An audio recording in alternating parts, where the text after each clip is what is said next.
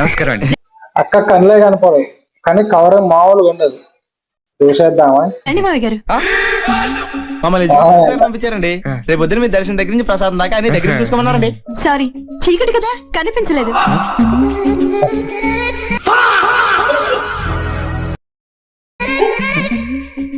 ఆయన పడుకున్నారండి. మీరేం చేస్తున్నారండి?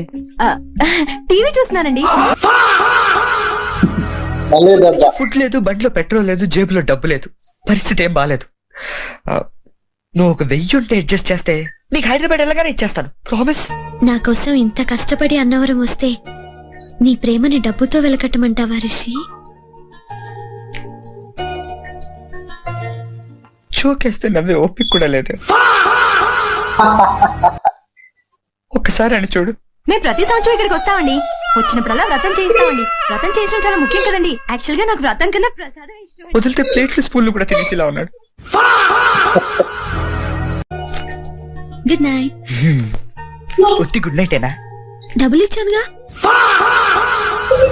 మళ్ళీ దెబ్బ. వెళ్ళొస్తామండి.